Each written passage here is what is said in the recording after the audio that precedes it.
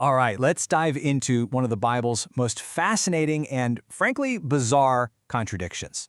We're talking about a king of Judah named Manasseh. Now, this guy had one of the longest reigns in history, a full 55 years. But when you go looking for a story, you don't find just one, you find two, and they are polar opposites. So this is the central puzzle we're going to try and unpack here.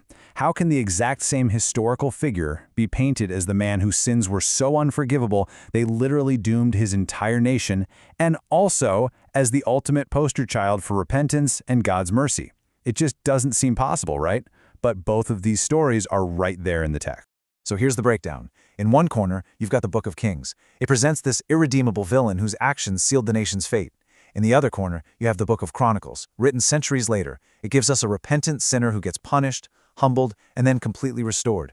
These aren't just, slightly different perspectives. They're mutually exclusive accounts of his life and his legacy. So let's investigate the evidence, starting with the case for the prosecution. First up, we're turning to the account in 2 Kings. Now, you got to remember, this text was put together during the Babylonian exile. This was a time of absolute national catastrophe, and the writers were trying to answer one huge question. Why did this happen to us? And their answer, in large part, was Manasseh. The charge sheet against Manasseh is just staggering. He didn't just tolerate other religions, he actively tore down the monotheistic reforms of his own father, King Hezekiah. He rebuilt all the forbidden shrines, he put idols of foreign gods right into the heart of the Jerusalem temple, and he embraced Assyrian religious customs, which, was probably a political move to keep his overlords happy, but for the author of Kings, it was pure, unforgivable betrayal. But the list of sins takes a truly horrifying turn right here. This phrase, "he made his son pass through the fire," well, it's widely understood to be a reference to child sacrifice. For the biblical writers, this was the absolute rock bottom of moral and religious corruption. It was an act that permanently stained the entire nation. And the divine judgment that gets triggered by all this, it is equally severe. The prophecy uses this incredibly vivid image of a dish being wiped completely clean and then flipped over. It's a metaphor for total annihilation. The message is crystal clear. Because of what Manasseh did, Jerusalem is going to be emptied and destroyed. So the crucial point in the Book of Kings is this. Manasseh crossed a line. His evil was so profound that it set the kingdom on a one-way path to ruin that could not be reversed, not even by the good deeds of later kings. He is the point of no return. And get this, in this version, he totally gets away with it. He dies peacefully after a long, long reign, leaving the consequences for everybody else to deal with. Okay, but now let's turn to the Book of Chronicles. This was written centuries after Kings by a community that had actually survived exile and was now trying to rebuild their society. They were asking a very different set of questions, and, well, they needed a very different kind of story. The chronicler doesn't try to deny Manasseh's sins. Nope. In fact, he repeats the same horrible list. But then he adds this entirely new sequence of events that you just don't find anywhere in Kings. It starts with a dramatic punishment, then moves to a heartfelt repentance, and it ends with a miraculous restoration. Chronicles describes this just humiliating capture.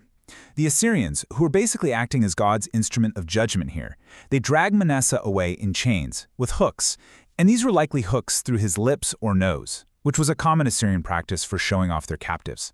So this is not the king who died peacefully in his bed. This is a king who is utterly broken and punished for his crimes in his own lifetime. And in that moment of absolute desperation, something changes. Manasseh repents. He humbled himself greatly. He prays to God, and God hears him. He's forgiven, and he's restored to his throne in Jerusalem. The theological message here is a complete 180 from Kings.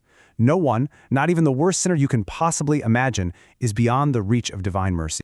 So, we have 2 completely contradictory biblical stories. This is where we really need an outside witness, right? Let's bring in the historical records from the big superpower of the time, the Assyrian Empire. What do their official inscriptions say about the king of Judah? Well, Assyrian records are pretty much all business, not theology. And in those records, Manasseh of Yehudi, that's Manasseh of Judah, he shows up as a loyal, reliable vassal king. He pays his taxes, he provides materials for imperial building projects, and he keeps his little kingdom in line.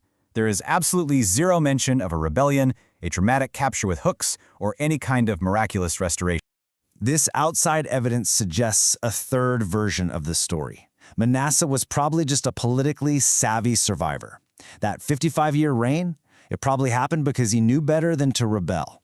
His so-called sins, like allowing Assyrian cults in Jerusalem, were likely just the necessary, pragmatic things a vassal king had to do to keep his tiny kingdom from getting crushed by a superpower. Okay, so now we have all the pieces on the board. We've got a villain, a repentant hero, and a pragmatic politician. The question is still, why? Why did the Bible preserve two opposing stories?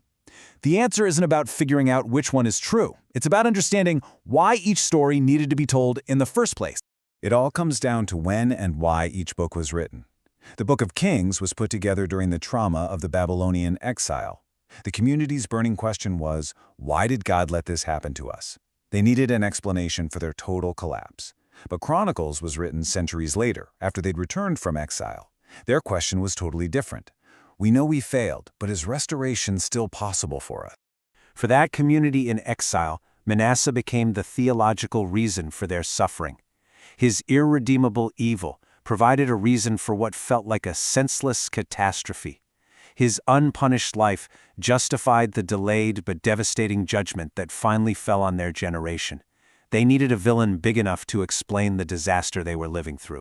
But the post-exilic community? They needed something else entirely. These were a people who were deeply aware of their own past failures. A story where sin was just unforgivable would have been crushing. So Manasseh's repentance and restoration became this powerful model of hope.